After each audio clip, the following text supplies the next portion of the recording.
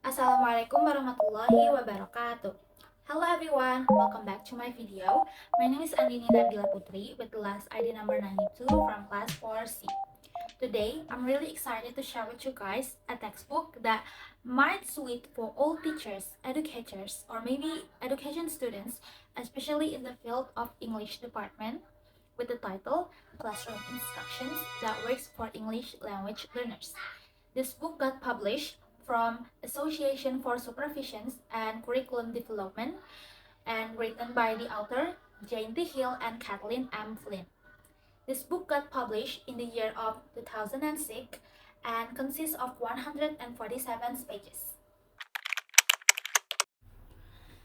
This book helps us understand how to teach the students in your classroom better because it talks about the basics of language learning, like the importance of phonology or the sounds of language, lexicon, the vocabulary, syntax, the structure of sentences, and semantics, the meaning behind those words and sentences.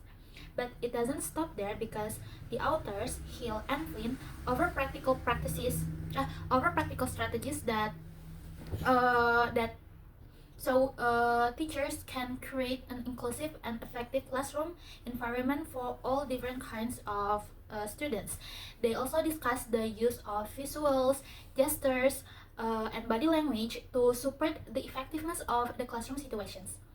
They also delve into the importance of making eye contact, modeling correct language use, and scaffolding instruction to build on student prior knowledge. And one of the most standout features in this book is its focus on cooperative learning activities, because these activities are designed to promote interaction among the students, especially the English language learners. Students can practice their language skills in a supportive setting like a group work. And the authors also cover how to differentiate instruction to meet the varied needs of students to make sure that every learner and student can access the curriculum and succeed. I highly recommended this book for all teachers who teach English in as their subject material, whether they teach in big city or a small town, in public school or private school. I'm sure that they will find this book is help them a lot to improve their teaching abilities, to improve their teaching method, especially if they want to find another method with their teaching skills. It's also sweet for the education students who currently learn how to find their suitable teaching method, to administration teachers, to coaches for learning courses such as English courses or debate courses. This book will help you a lot to improve your way of teachings and to understand various kind of student in the classrooms. This book consists of 12 chapters that discuss various subjects that correlate with how you teaching, with how you interact with the students, like how you make assignments. So the first chapter is what is classroom instruction that works. It talks about how you should give instruction to your students based on the author research. And the second one is the stages of second language acquisitions. So because not all students have English as their second language, this pages or this chapter discuss how you make students comfortable with English as their second language. And the third one is setting objective and providing feedback.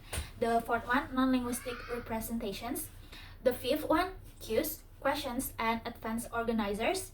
The sixth one, cooperative learning. It's how you contributive with your students, between teachers and students, collaborations in classrooms.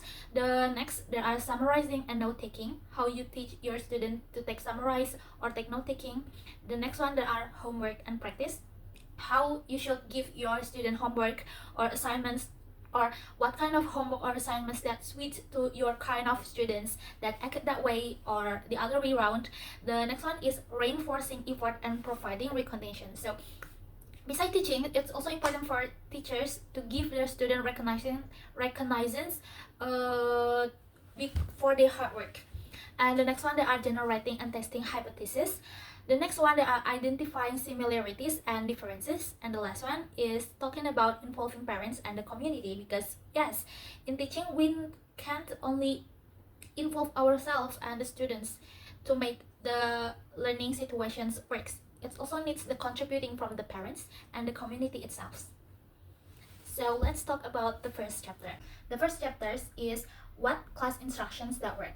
This chapter is discussed about conditions of strategy that every teachers, every educators, every coaches, or everyone who learn or who teach large amount of students in the classroom should know in order to increasing their student performance in class.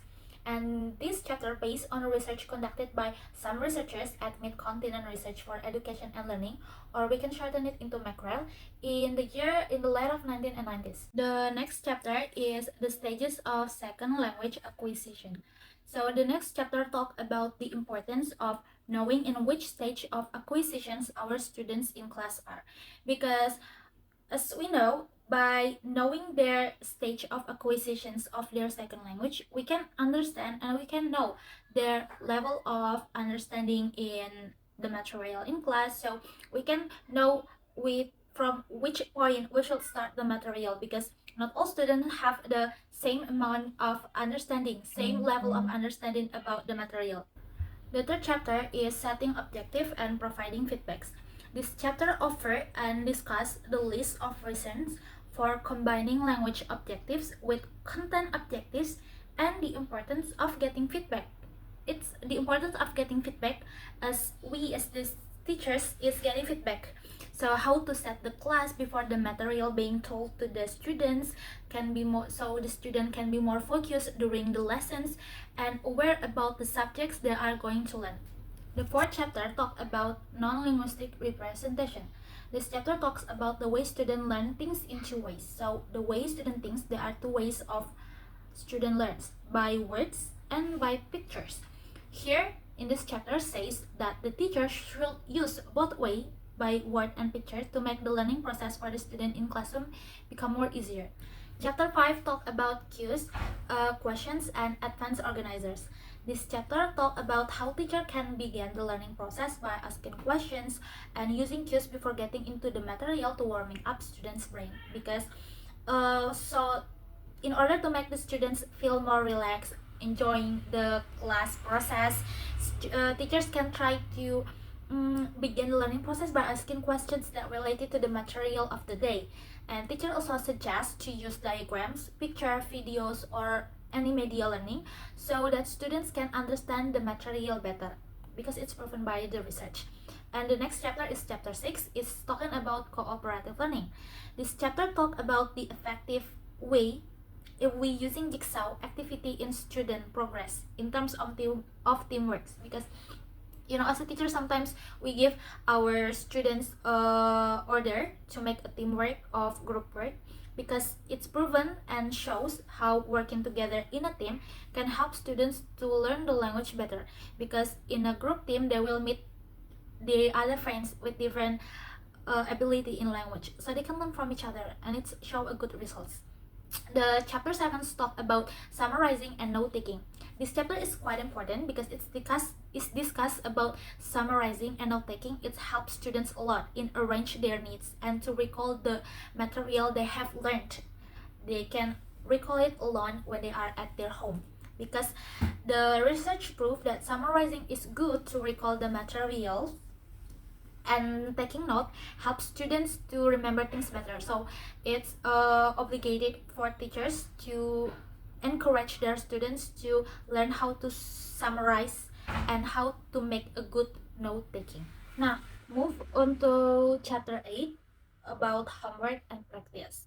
After learning about summarize and note taking, this chapter explained that homework and practice actually can help students to study outside school hours, but it's also given with the tips on how teachers should give clear instruction and kinds of different homework that will suit their students practice with what they already learned at school, because not all subject in school is suits with this kind of homework, like maybe by making essays or doing a list of paragraph choosing. So it gives teachers tips and suggestions on how they should give a clear instructions of homework.